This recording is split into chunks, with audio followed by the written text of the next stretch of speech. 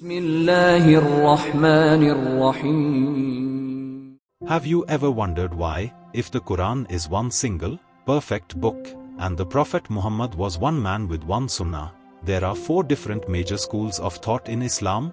Why does a Muslim in Morocco pray slightly differently from a Muslim in Indonesia? Why do we have the Hanafi, Maliki, Shafi'i, and Hanbali schools? These are not sect or divisions in the religion.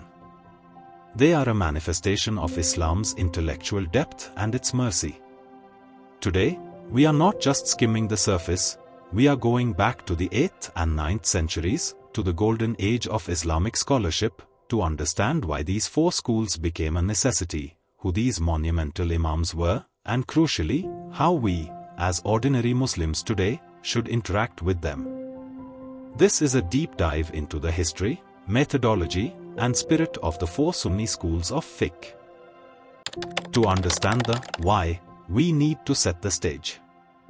Islam spread from the deserts of Arabia to become a vast, cosmopolitan empire in less than a century. It encompassed Persians, Africans, Berbers, Turks, and Indians. With this expansion came new situations, customs, and problems that the early Muslims in Madinah had never faced. In the Prophet's time, the primary sources of law were direct and immediate. The Quran was being revealed, and the Prophet was physically present to clarify and adjudicate. After his passing, the first generation, the companions, Sahaba, were the living repository of that prophetic model.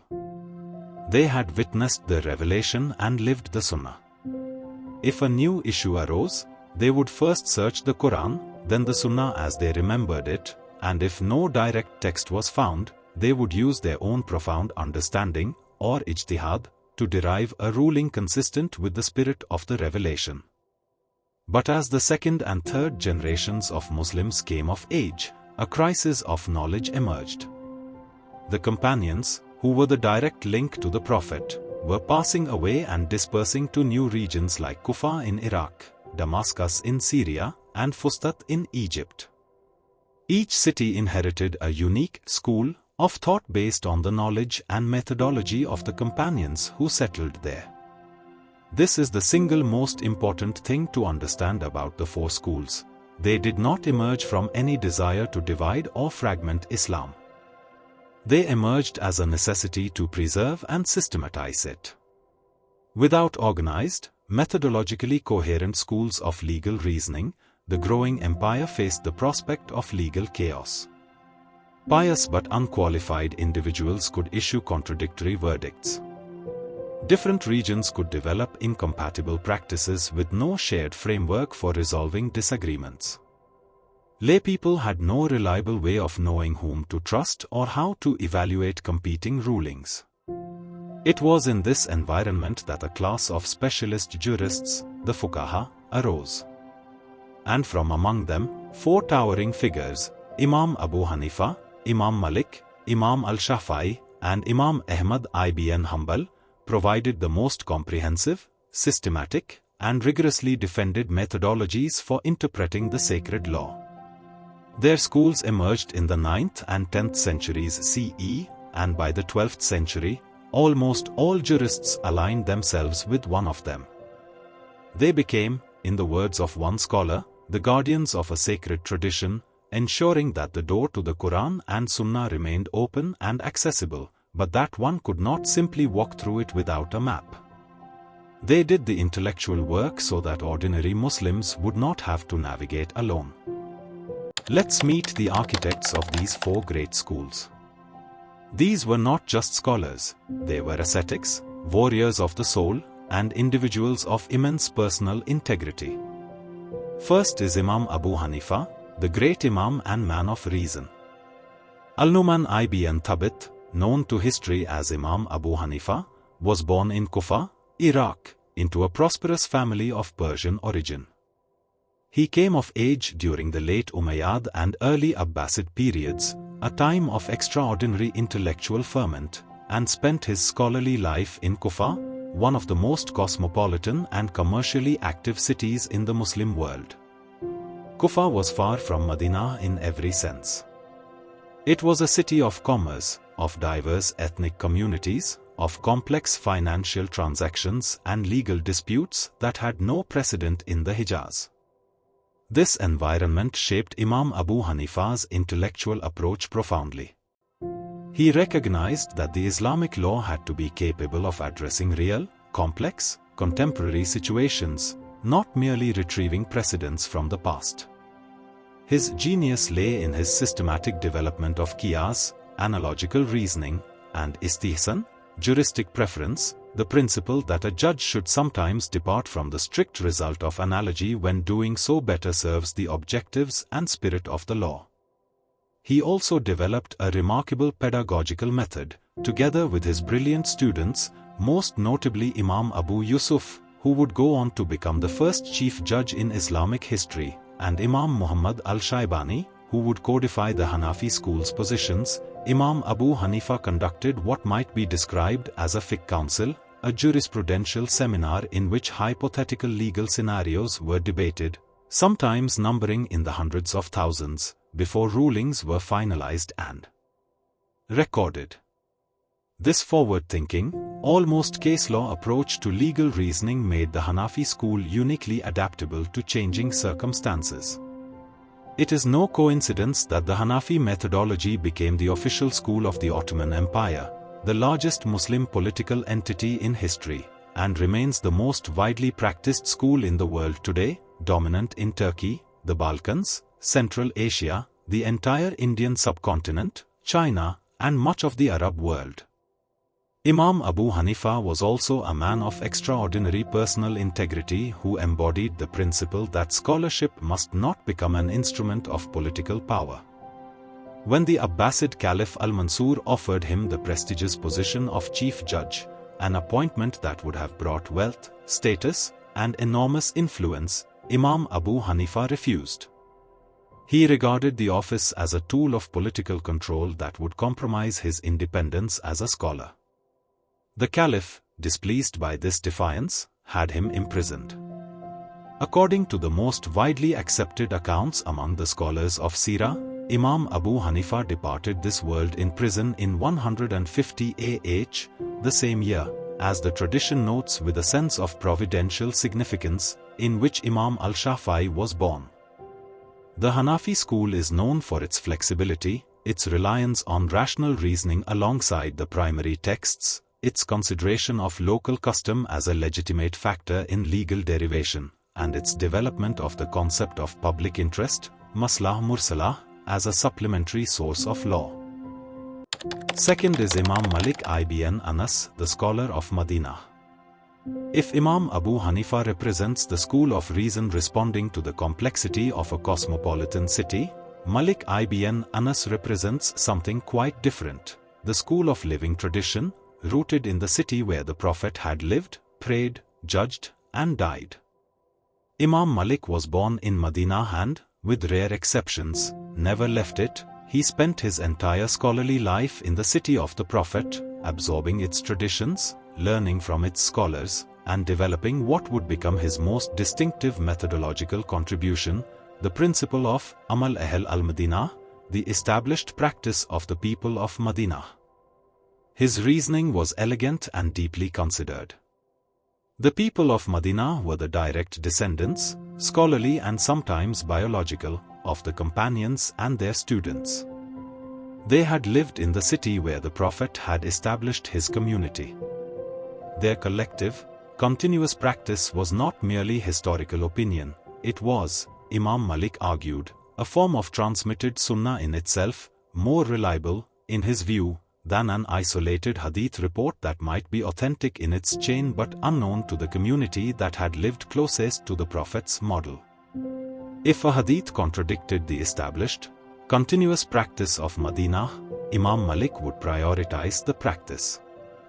This approach led him to compile Al-Muwatta, the well-trodden path, one of the earliest and most authoritative collections of hadith and legal opinion in Islamic history.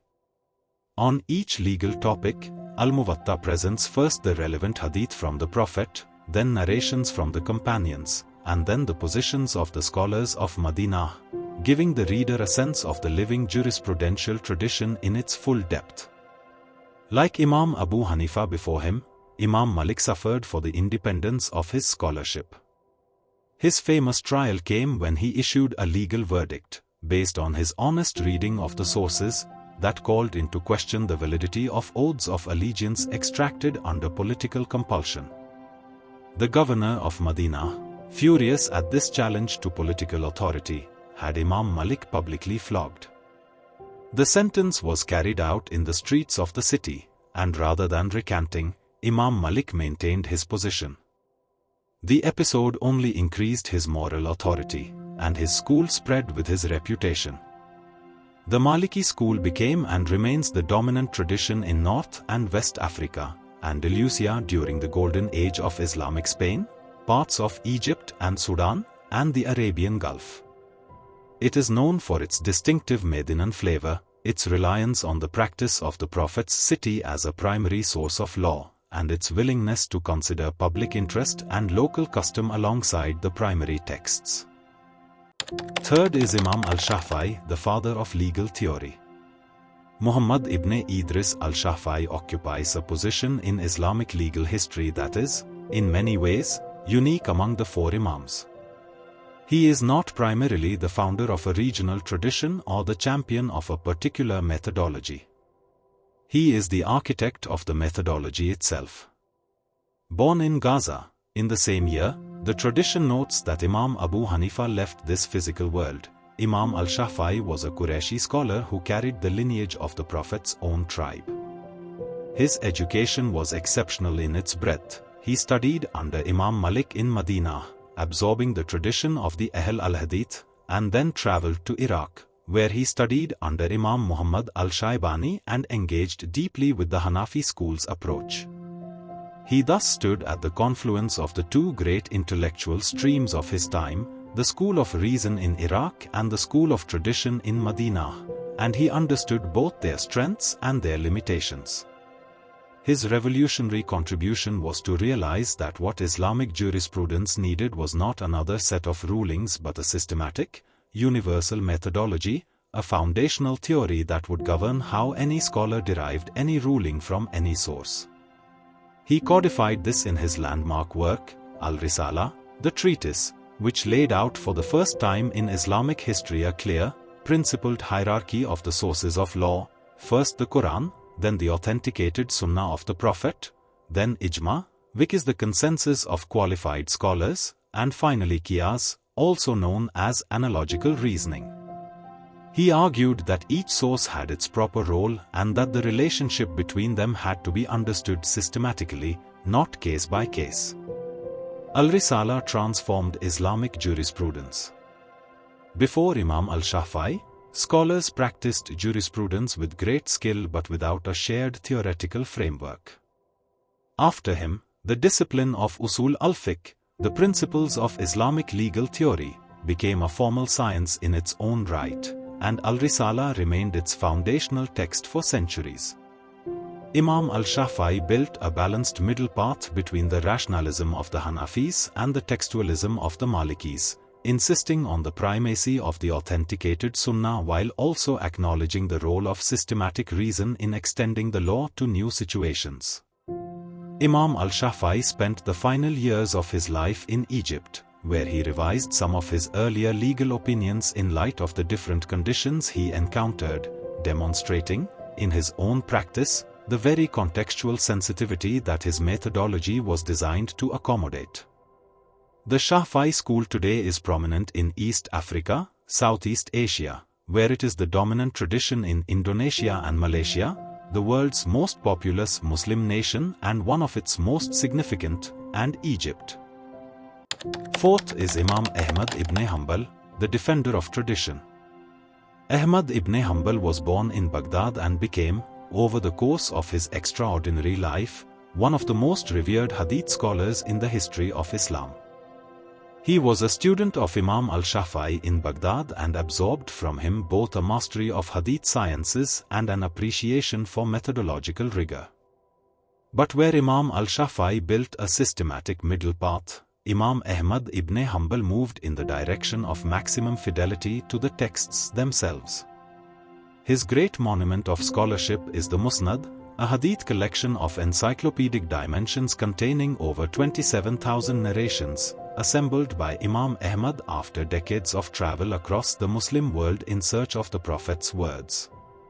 He is said to have memorized hundreds of thousands of hadith and carried within himself a living archive of prophetic tradition that no contemporary could match. His methodology reflected this orientation. He relied almost exclusively on the Quran and the authenticated Sunnah, was reluctant to employ analogical reasoning except where necessary, and explicitly rejected juristic preference, istihsan, and the doctrine of public interest, maslah mursalah, as independent sources of law. When confronted with a new situation not directly addressed in the texts, Imam Ahmad preferred to say, "I do not know," rather than risk speculation. He famously declared, "The Sunnah, for us, is the narrations from the Prophet, from his companions, and from their students." But what made Imam Ahmad the most celebrated figure of his age was not his scholarship alone.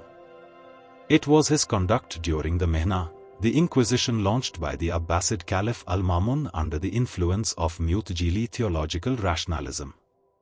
The Mu'tazila had argued, on philosophical grounds, that the Quran was a created entity, created by Allah in time, rather than being the eternal, uncreated word of Allah. Al-Mamun, persuaded by this argument, issued an imperial decree demanding that all scholars affirm the createdness of the Quran as a condition of holding public office. One by one, under pressure of imprisonment and political consequences, scholars complied, but Imam Ahmad refused. He was brought before the Caliph's officials, interrogated, and when he maintained his position, was imprisoned and subjected to physical torture. For years he endured this. Several caliphs came and went before the Mihna was finally lifted under Caliph al-Mutawakkil, who restored traditional scholarly authority. Through it all, Imam Ahmad never recanted. For this, he earned titles that are rarely given to any scholar: the Imam of the people of the Sunnah, and the defender of the faith. His steadfastness in that crisis became the symbolic anchor of Sunni orthodoxy against the intrusion of political power into theological matters.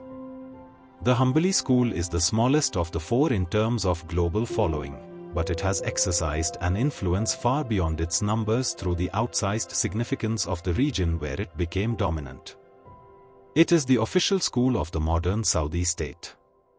Among the notable scholars who emerged from or were shaped by the Hanbali tradition are Ibn Taymiyyah and his student Ibn al-Qayyim, both of whom, interestingly, showed considerably more willingness to use analogical reasoning than Imam Ahmad himself, demonstrating that even within a school, the engagement with methodology continues to develop. Many Muslims, and virtually all non-Muslims encountering this topic for the first time, ask the natural and reasonable question: if the Quran is one perfect text and the Prophet taught one Islam, how can four legitimate schools arrive at different conclusions? Does this not suggest that at least three of them are wrong? The answer requires understanding something that is often overlooked: the nature of the sources themselves, and the irreducible challenges of human interpretation. First is, the Quran is a book of guidance, vast, multidimensional, and rich in meaning. It contains approximately 500 verses with direct legal implications, out of more than 6,000 verses in total. These legal verses often state general principles rather than detailed rules. The Quran commands Muslims to establish prayer, Surah Al-Baqarah, verse 43, but does not specify the number of rak'ahs in each prayer. That detail comes from the Sunnah. The Quran commands justice in financial dealings but does not specify the contract structures through which justice is achieved in every conceivable commercial scenario.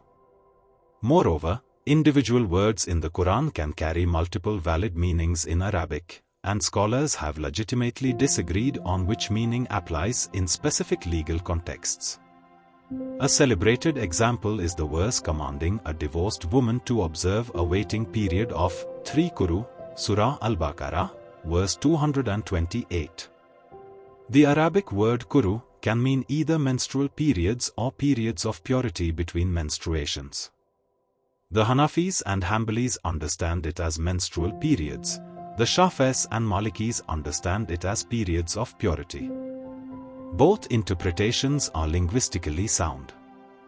Both are supported by scholarly analysis of the context. They produce slightly different calculations of the waiting period, and both have been practiced by Muslim communities for over 1,000 years.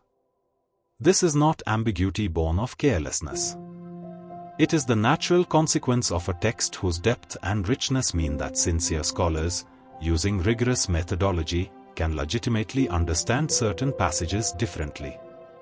Allah's wisdom, as the scholars explain, encompasses this diversity of understanding. It is not a flaw to be corrected but a feature of a revelation intended to address the entire breadth of human experience across all times and cultures. Second is the hadith corpus contains hundreds of thousands of narrations, and before a scholar can use a hadith as the basis of a legal ruling, they must determine its authenticity through the complex science of hadith criticism, resolve apparent contradictions between different narrations, understand the historical context in which the hadith was narrated and whether it addresses a general or situation-specific principle, and determine whether it has been abrogated by a later text. Different imams, working in different cities with access to different collections, sometimes had access to different narrations. Imam Abu Hanifa, working in Kufa, did not have access to the full range of hadith that scholars of later generations, like Imam Ahmad, who traveled the entire Muslim world in his search, were able to compile.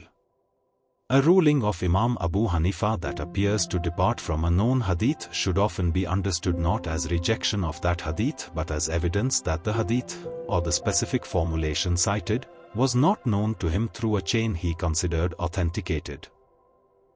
Third is, beyond the differences in access to texts, each of the four Imams developed a distinct methodological lens through which he approached the act of legal derivation. A Hanafi jurist, facing a new question, characteristically asks, what does reason and analogy tell us about this situation, based on the spirit of the law?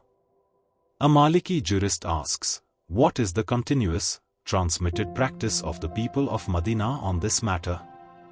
A Shafi'i jurist follows the systematic hierarchy of sources and asks, what does the Quran say, then what does the authenticated Sunnah clarify, then what has scholarly consensus settled, and only then, what does analogy suggest?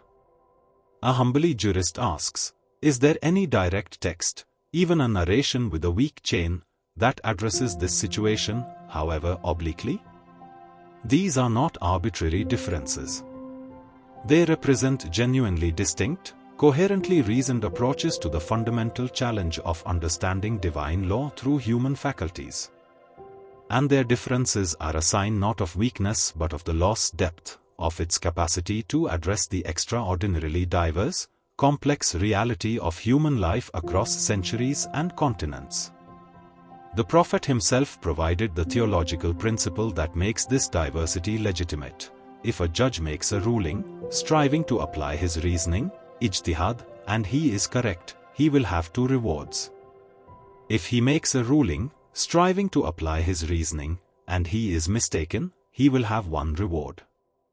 The sincere effort of the qualified scholar is itself meritorious, even when it results in an incorrect conclusion. This is the framework within which the 4 schools operate, and it is the framework that legitimizes their diversity. This brings us to the practical, and often confusing, question for a Muslim today: if all 4 are valid, how do I choose which one to follow? And once I've chosen, am I stuck in a box forever?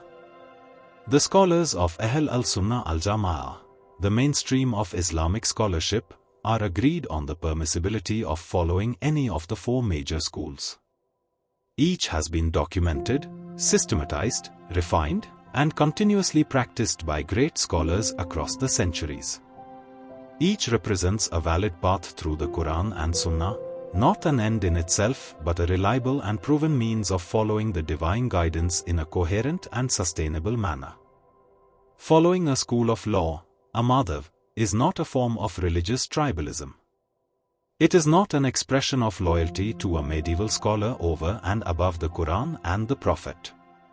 It is the recognition that the Quran and the Sunnah require expert, systematic interpretation to be applied correctly, and that the four schools represent the most thoroughly tested and intellectually defended traditions of that interpretation available.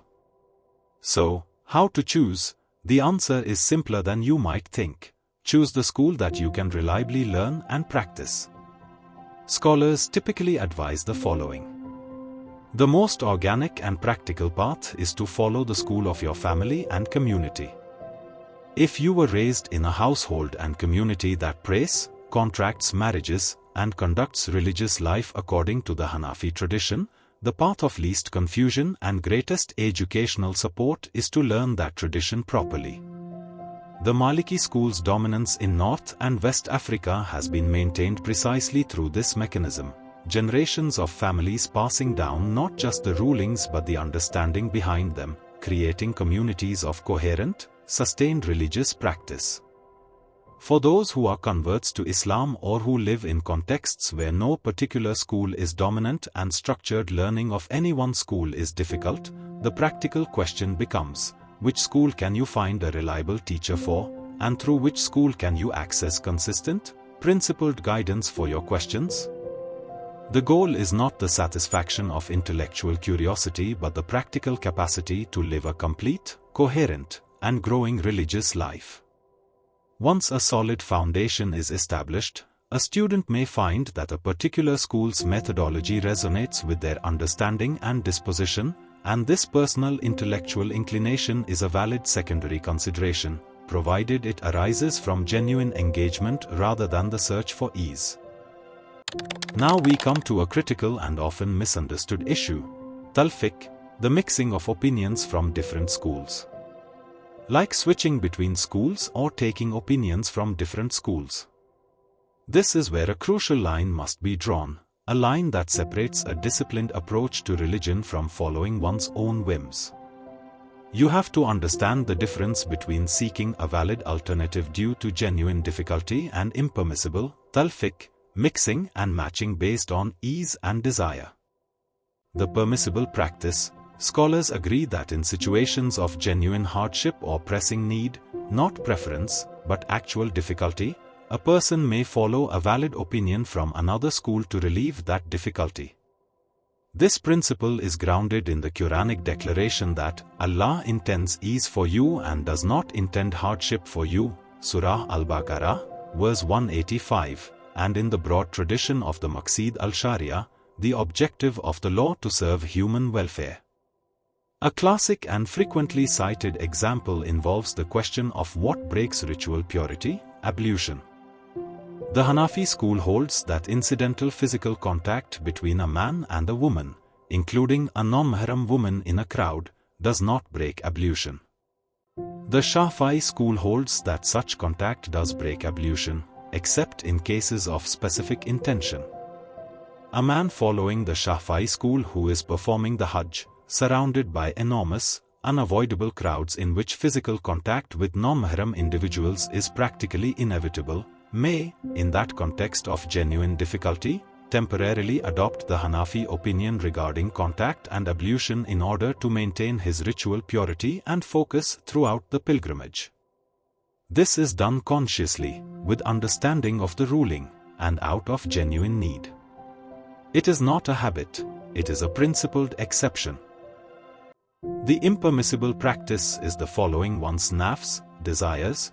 The dangerous and unacceptable practice is when a person cherry-picks the easiest ruling from each school for every situation. This practice is known as tatabbu al-rukas, the pursuit of dispensations, and the classical scholars warned against it in the strongest terms. Imam al-Nawawi, one of the greatest jurists of the Shafi'i school and one of the most universally respected scholars in Islamic history, stated explicitly, if it were permissible to follow whichever school one wishes in every matter, it would lead to selecting the leniencies of the various schools according to one's desires. This would ultimately result in the dissolution of the bonds of religious obligation. The problem with systematic selection of easy opinions is not merely intellectual, it is spiritual. When a person's internal compass has shifted from, "What does Allah want from me?" to, "What is the easiest ruling available?" they have, without realizing it, made their own desires the governing principle of their religious life. The schools have become not a framework for submitting to divine guidance but a menu from which they order what they find most palatable. Let me give you a clear example of what not to do. Imagine a person says, "I'll follow the Hanafi school, which says seafood other than fish is disliked, because I don't like prawns anyway. But then I'll follow the Shafi'i school, which says a small amount of alcohol in food is permissible, because I like the taste of wine in my pasta sauce. And then I'll follow the Maliki school on prayer times because it gives me a few extra minutes to get ready for Fajr." This is not piety. This is using the schools as a legal loophole to satisfy one's desires. The person's internal compass is no longer, "What does Allah want from me?" but "What is the easiest path for me?" It is a subtle but dangerous form of self-deception. The entire purpose of following a school is to discipline the soul, to learn submission, and to have a consistent, principled framework for approaching Allah. The path that scholars consistently recommend is this: commit to one school as the primary framework for your daily religious life and practice. Learn its rulings, understand its principles, and follow it with consistency and humility. This consistency is itself an act of spiritual discipline. It trains the soul in submission rather than negotiation. In the rare event of a situation involving genuine, specific hardship, not convenience but real difficulty, consult a qualified scholar who can advise whether adopting an alternative valid opinion from another school is warranted. This is the path of knowledge, discipline, and sincere devotion. Finally, let's address a fringe claim you sometimes hear: "I reject all four schools. I follow only the Quran and Sunnah." Is such a person still a Muslim? The answer is yes, absolutely, based on their confession of faith. Rejecting the four schools is not an act of apostasy. It does not take a person out of the fold of Islam. This is a dangerous modern trend, the idea that we can reject all four schools and derive rulings directly from the Quran and Sunnah ourselves. This is not only impractical for 99.9% of Muslims who do not have a mastery of Arabic, Hadith sciences, abrogation, and legal theory, but it is a form of arrogance that discards 1,400 years of protected, cumulative scholarship. The Imams did not invent the Sharia. They organized, interpreted, and safeguarded it. To bypass them is like saying, "I don't need a doctor, I can just read the medical textbook myself." You might glean some information, but you are almost certain to misdiagnose and cause harm. However, the more important question is it possible to live a complete, coherent, and authentic Islamic life while rejecting all four schools? The answer from the perspective of 1,400 years of Islamic scholarship is a resounding no. It is not possible in any meaningful, practical sense. Here's why. First is impossibility of direct access.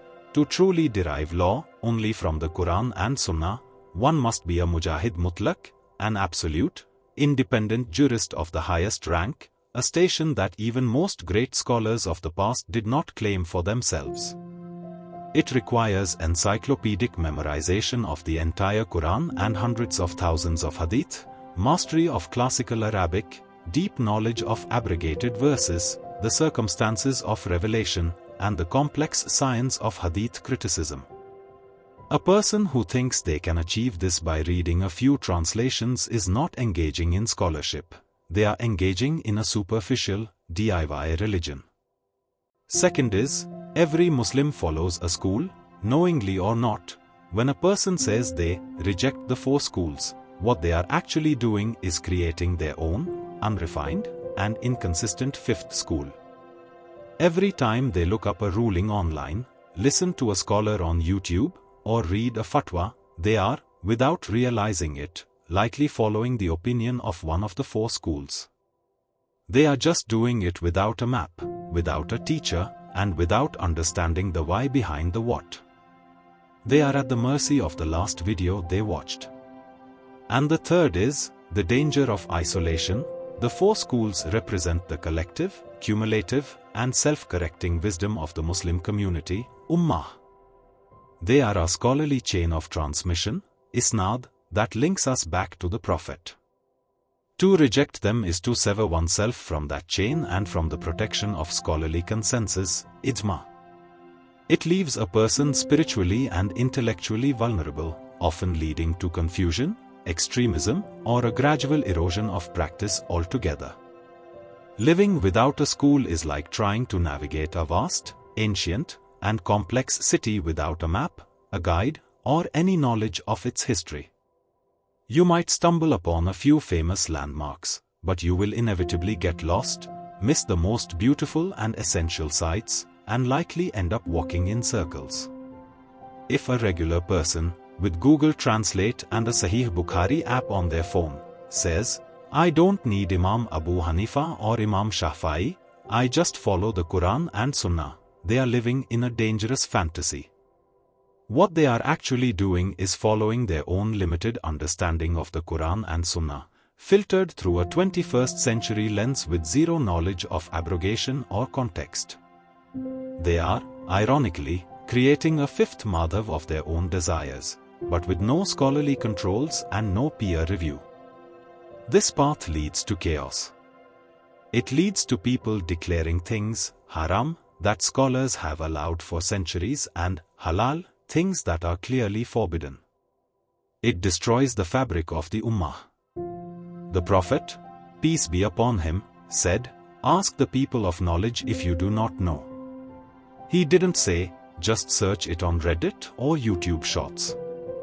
The four Imams were, in the formulation that Islamic tradition has always used for its greatest scholars, the heirs of the prophets.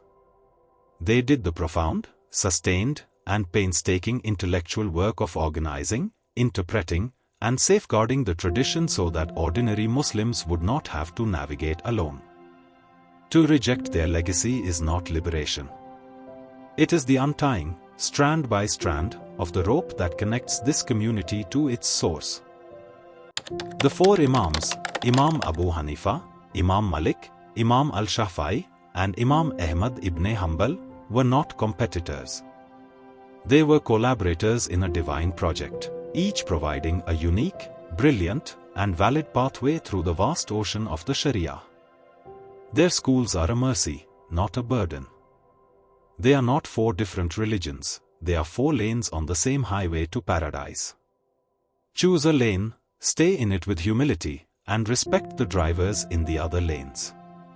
But whatever you do, do not drive off the road entirely, thinking you can find a shortcut through the wilderness on your own.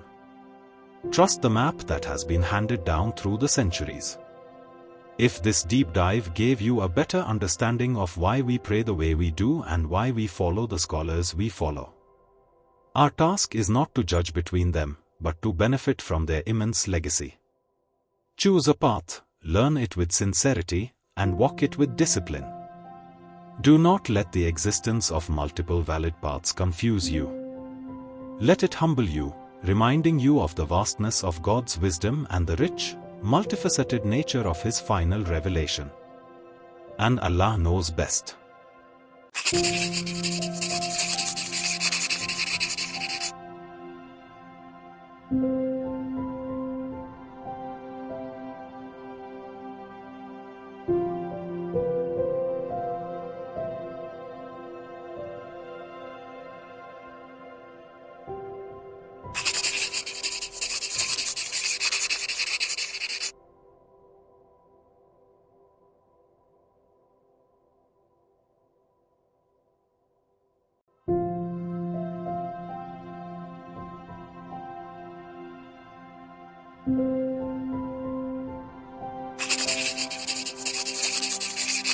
you.